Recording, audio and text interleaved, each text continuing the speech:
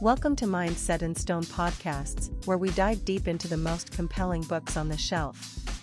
Join hosts Dave and Poppy as they uncover the stories, themes, and ideas that shape our understanding and inspire curiosity.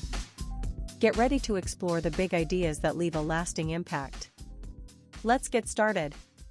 Welcome back to The Deep Dive. We're the show that takes your sources, dives right in, and pulls out the key insights for you. That's right. Cutting through the noise to get to what matters. And today, we're tackling something that feels incredibly relevant, maybe more than ever our attention. We're doing a deep dive into Chris Bailey's book, Hyperfocus, How to Work Less to Achieve More. A really fascinating read. Yeah, and if you've ever felt like your brain has, a million tabs open, or you find yourself scrolling endlessly without really absorbing anything, well, you're definitely not alone. It's almost the default state these days, isn't it? It really feels like it. And Bailey's own story is so relatable. He was actually a productivity expert helping others, but then he realized, wait a minute, I'm super busy, but I'm also super distracted. Right. He wasn't accomplishing what he really wanted to. Yep. That disconnect. Exactly. And that led him down this whole path of scientific research into attention. Studies show we can only work for about 40 seconds on average in front of a computer before getting distracted or interrupted. 40 seconds. Wow. Okay, that's short. Really short. It's a constant battle, right? So our mission today is to unpack Bailey's approach, he calls it science help, and find practical ways for you to manage your attention, actually boost your productivity, and maybe even unlock some creativity. And what's really key here, I think, is how Bailey frames attention. He elevates it. It's not just about focus. It's like the most crucial input we have for living a good life, for getting things done. It's a powerful way to put it. Yeah, in this world just saturated with notifications and endless information, being able to intentionally control your focus, that really does feel like a superpower. Totally. So this deep dive, it's not just theory. We're aiming to give you real frameworks, real tools you can apply, bridging that gap between the science and your actual daily life. The goal is helping you regain control over your focus, your time, your life, really. Okay, let's dig in then. This idea of hyperfocus. How does it fight against what Bailey calls autopilot, that feeling of just reacting all day? Right. Think about it. Your typical day. An email pops up. You react. Social media ping. You react. Someone interrupts. You react. Guilty as charged. We're not often consciously choosing what gets our attention, are we? Rarely. Yeah. So Bailey asked this question. I'll pose it to you listening right now. Throughout your day, how often do you actually choose what to focus on? How much of your time is spent deliberately with real intention? Oof, that's a confronting question when you really think about it. It is. And it's critical because our attention has real physical limits. Bailey talks about attentional space. Think of it like your brain's RAM. It's limited. Limited how? Well, take short-term memory. Research suggests it can only hold about 4 unique pieces or chunks of information at any one time. 4. Just 4. That seems tiny. It is, especially considering the flood of information we face. And that limitation, that's exactly why true multitasking on complex tasks, it just doesn't work. Like texting and driving, or trying to read an important email while you're on a conference call? Precisely. You're trying to cram too much into that limited space. Performance drops on both tasks. You make mistakes, get less done, feel frustrated. Okay, that makes sense. But why do we do it then, if it's so inefficient? Biology. Our brains have this novelty bias. We get a little dopamine hit when we switch tasks or see something new. So it feels good to switch, even if we're not actually getting more done. Exactly. It makes us feel productive, feel busy. But Bailey's point is crucial. Real productivity isn't about being busy. It's about accomplishing what you actually intend to accomplish. Right, the meaningful stuff. So, okay, our attention is limited, easily hijacked by novelty. How do we apply this to the mountain of tasks we face every day? Bailey has a grid, right? The 4 types of tasks. He does, yeah. It's a really useful 2x2 grid. It plots tasks based on productive versus unproductive and attractive versus unattractive. Okay, break those down for us. Sure. First, necessary work. Productive, but maybe not fun. Think team meetings, budget stuff, routine emails, got to be done. Okay, got it. Then, unnecessary work. Unproductive and unattractive. Like endlessly rearranging files, pointless meetings, office politics, just busy work, really. We've all been there. Then there's the danger zone, distracting work. This stuff is unproductive, but it's attractive. Social media scrolling, news rabbit holes, constant email checking. The black hole. Exactly what Bailey calls it, a black hole for productivity. sucks up attention, gives nothing meaningful back. And the last one, the goal. That's purposeful work, the sweet spot. Productive and attractive, high-impact stuff that engages you. Creative work, strategy, designing things, important client interactions. That's where you want to be. So the idea isn't just to label tasks, but to see where our time actually goes, right, and shift it. Precisely. The big insight is realizing how much busyness is actually in those unproductive quadrants. The aim is to consciously move away from autopilot and spend more time on necessary and especially purposeful work. And that's where hyperfocus comes in. That's where it comes in. Hyperfocus is about choosing one important, complex thing to focus on. Then, crucially, eliminating distractions. Yeah. And then, the ongoing part, continuously pulling your attention back when it wanders. Because it will wander. It absolutely will. It's natural. Bailey outlines 4 stages. 1, you're focused. 2, your mind wanders. 3, you notice it wandered. 4, you gently shift focus back. But you said earlier we're not very good at noticing the wandering part. Startlingly bad, actually. The research suggests we only catch our mind wandering about 5 times an hour on average. Only 5 times. Wow, so our minds are probably drifting off way more often. And that lack of awareness is what keeps us stuck on autopilot. Okay, so this brings us to our first practical takeaway.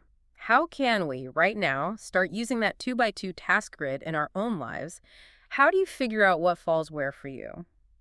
Great question. The first step is simple, really. Just take some time, maybe 15-20 minutes, list out your main activities for a typical day a week. Be honest. Then, consciously place each one into those 4 quadrants. Necessary, unnecessary, distracting, purposeful. You might genuinely be surprised where most of your time is going. I can imagine seeing it laid out like that. Exactly. Then build on that awareness.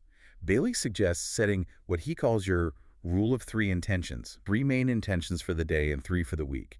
Make them concrete tasks, not vague goals. And keep them visible. Write them on a whiteboard, a sticky note on your monitor, maybe a reminder app. It anchors your attention. And related to this, identify your consequential tasks. These are the big ones. The ones that, once done, trigger a domino effect of good outcomes. Like maybe writing a process document. Not urgent day-to-day, but finishing it saves everyone time later. Prioritize those. That's really helpful for planning. But what about in the moment, when you're trying to focus and your mind just drifts? Bailey has a trick for that too, right?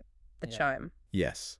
The hourly awareness chime. It's brilliantly simple. How does it work? You just set a quiet alarm or reminder on your phone or computer to go off every hour. When it chimes, you pause for just a second and ask yourself, am I doing what I intended to be doing right now?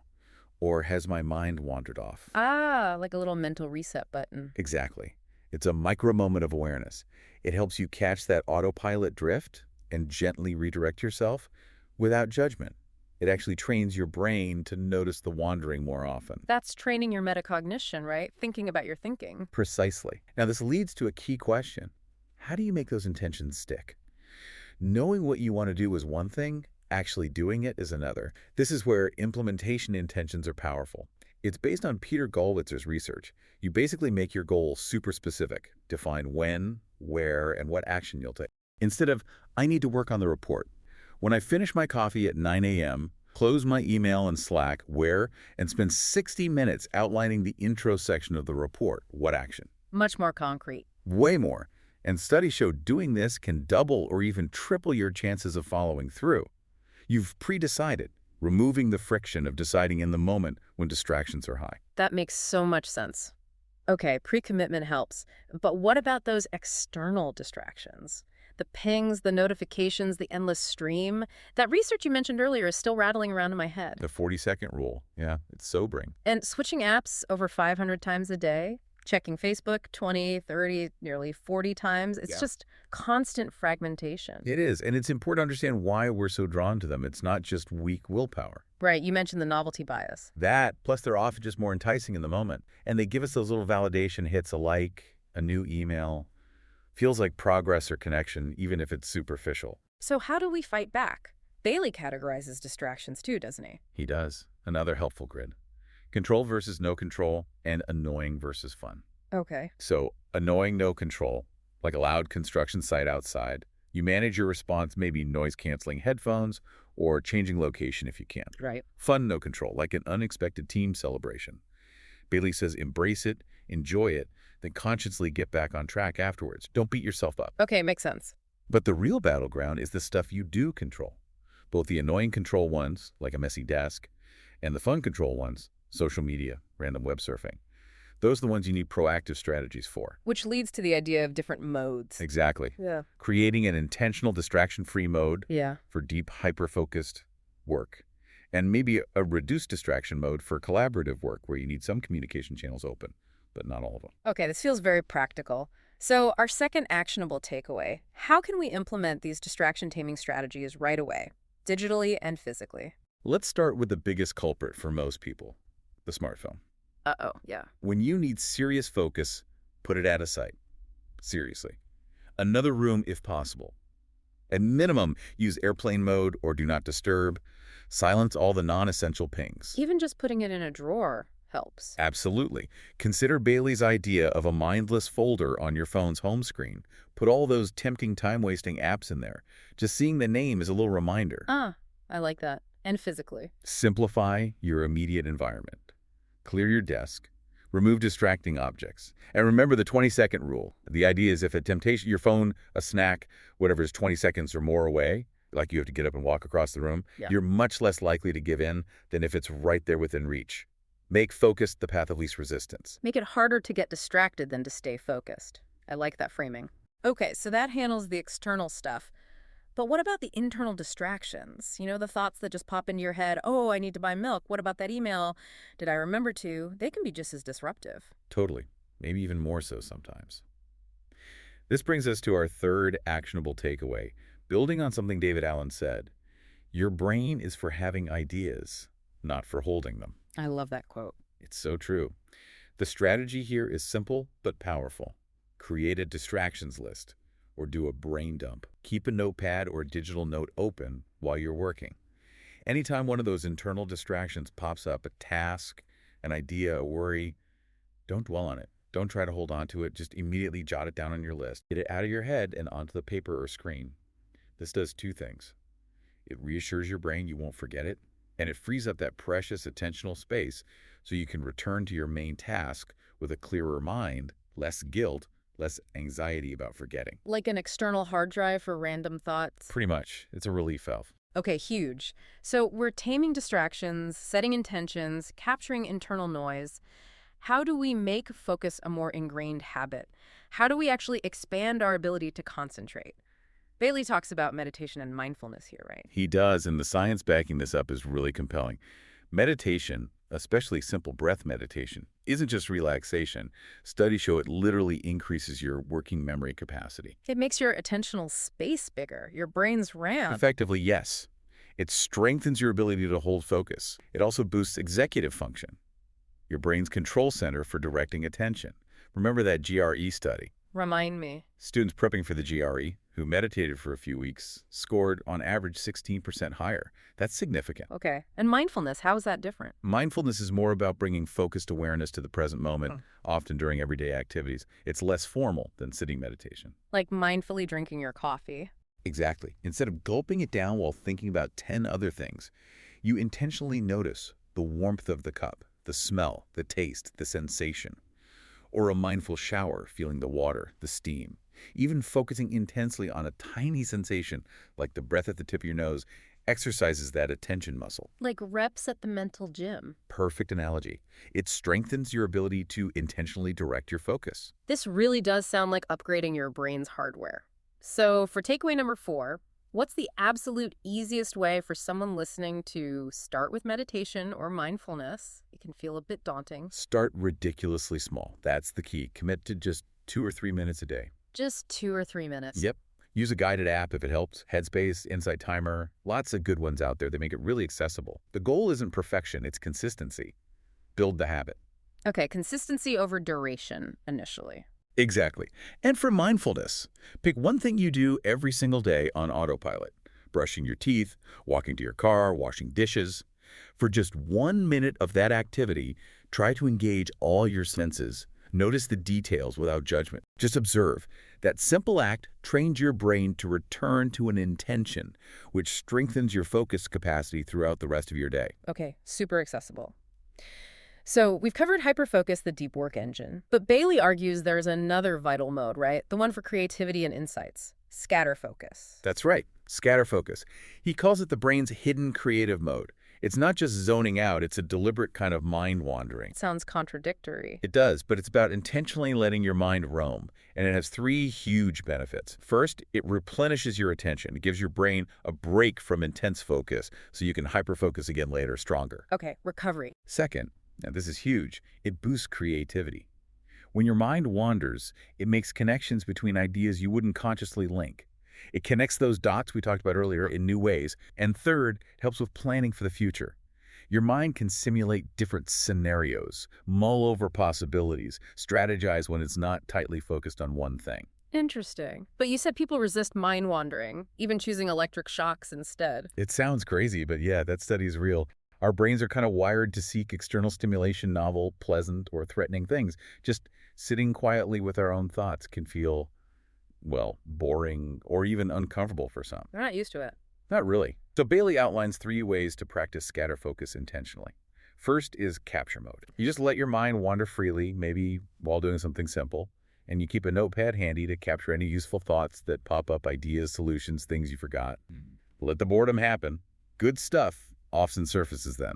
Second is problem crunching mode. Here, you hold a specific complex problem loosely in your mind. Like a big career choice or a project snag. Exactly. You hold the problem, then let your mind wander around it. You're looking for non-obvious, non-linear solutions that hyperfocus might miss.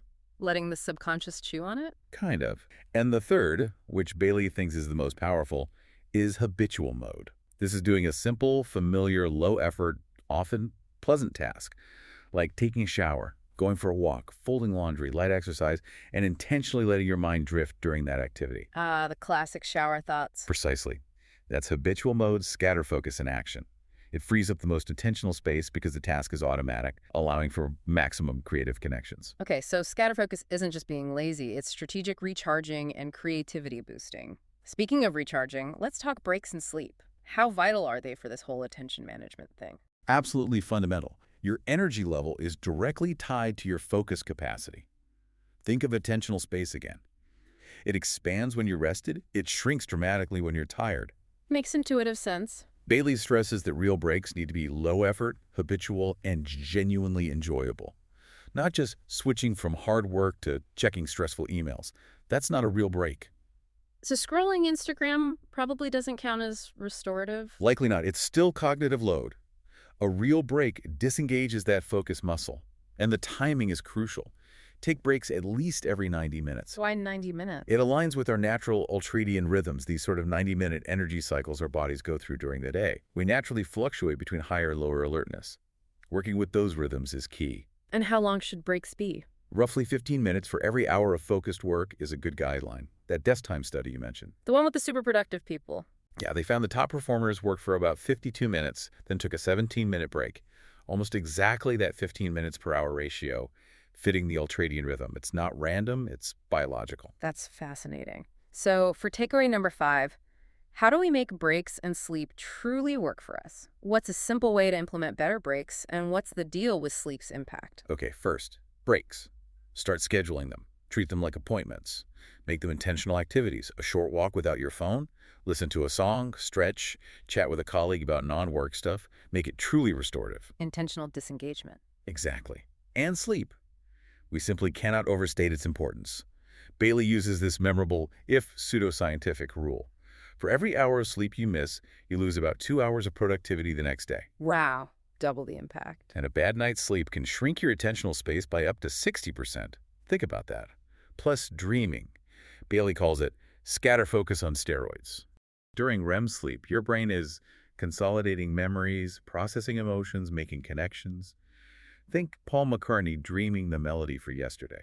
That's the power of sleep for insight. Incredible. So how do we improve sleep? A consistent bedtime ritual is key. Signal to your brain it's time to wind down. Dim lights an hour before bed, avoid screens, maybe read a physical book, take a warm bath. Find what works for you and stick to it. Consistency is huge for sleep quality. Right. Okay, so scatter focus connects the dots. But how do we make sure we're collecting good dots? Useful information. Great question. Those dots are the pieces of information you consume and hold. Your brain automatically clusters them to build expertise. The more high-quality interconnected dots you have on a topic, the less attention it takes to think about it. It becomes more intuitive. So the quality of the dots matters. How do we judge that in today's info deluge? Bailey has another excellent framework for this. He suggests categorizing the information you consume into 4 types: useful, balanced, entertaining, and trashy. Okay, define those. Useful dots are actionable, directly helping you learn or achieve goals. Balanced dots are both useful and entertaining. Think a great documentary, maybe this deep dive, a well-written nonfiction book. They engage you while you learn. Entertaining dots are just for fun or relaxation, which is fine in moderation. And trashy dots, they offer basically zero value, just noise, consuming attention for nothing. Like mindless scrolling through celebrity gossip or outrage clicks. Pretty much. Stuff that leaves you feeling drained or agitated with no real benefit. This is making me rethink my newsfeed habits. So, takeaway number 6. How can listeners audit their own information diet using this framework? It's a really eye-opening exercise. For a few days, try carrying a small notebook or use a notes app. Just jot down everything you consciously consume. Every website, app, show, book. Everything. Then, honestly categorize each item: useful, balanced, entertaining, trashy. You might be shocked by the patterns. Remember that stat? Average American watches 34 hours of TV a week. Where does that fall for you? That's almost a full-time job. Right. The point isn't to become some kind of information-consuming robot only taking in useful stuff. Entertainment and relaxation are important. It's about becoming intentional. Knowing where your attention is actually going. Exactly. Once you have that awareness, you can apply 2 strategies. 1, double down on what's valuable. Consciously spend more time with high-quality sources that build your skills or knowledge. Invest in your expertise. Right. And 2, invest in serendipity. Serendipity, finding valuable things by chance. Kind of. It means deliberately exposing yourself to challenging or unrelated information sometimes. Hit the random article button on Wikipedia. Read a magazine on a topic you know nothing about. Pick up a book outside your usual genre. Why do that? Because that random, novel input gives your brain new, unexpected dots to connect during scatterfocus. It sparks creativity you wouldn't get by staying in your usual information bubble. Feeding the scatterfocus engine with diverse fuel. You got it. Okay, this is making so much sense. Hyperfocus to build knowledge, scatterfocus to connect it creatively. They clearly need each other. How do they best work together? And are there any big picture strategies to optimize both? They really are a synergistic pair. Hyperfocus gathers the dots and encodes the memories. Scatterfocus connects the dots and recharges you. Using both effectively creates this upward spiral of productivity and creativity. It's a compounding effect. Nice. And the overarching strategies. Bailey highlights 3 big ones. First, invest in your happiness. How does that connect? It's not about just thinking positive. That doesn't always work. Some research shows fantasizing about positive outcomes can even hinder progress. Okay, feeling good, not just thinking it. Right. And the data is clear. Yeah. Happier people are around 31% more productive and demonstrably more creative. Their brains are literally more open to possibilities. So how do we boost positive affect? Research points to things like listening to music you love, engaging in play, having meaningful conversations, and investing in relationships, getting regular exercise, even making love. Things that generate genuine positive feelings. Makes sense. What's the second strategy? Work around your energy levels. We touched on this with ultradian rhythms. Recognize your daily energy peaks and troughs. Identify your biological prime time, or BPT. When you're naturally most alert and focused, usually morning or mid-afternoon for many. Exactly. Schedule your most demanding hyper-focused tasks for your BPT. But also identify your creative prime time, or CPT. Creative prime time, when's that? Often it's during your lower energy periods, maybe that post-lunch dip. When you're a bit tired, your brain's filter is slightly looser, less inhibited. This makes you more open to associative thinking and mind wandering, perfect for scatterfocus and creative insights. So lean into the dips for creativity. Interesting. And the third strategy? Drink alcohol and caffeine strategically. The stimulants and depressants. Right. Caffeine in moderation, say 125 to 200 milligrams, like a strong cup of coffee, can definitely boost alertness and help with hyperfocus. Too much, though, like over 400 milligrams, can cause anxiety and actually hurt focus. Okay, know your dose. What about alcohol?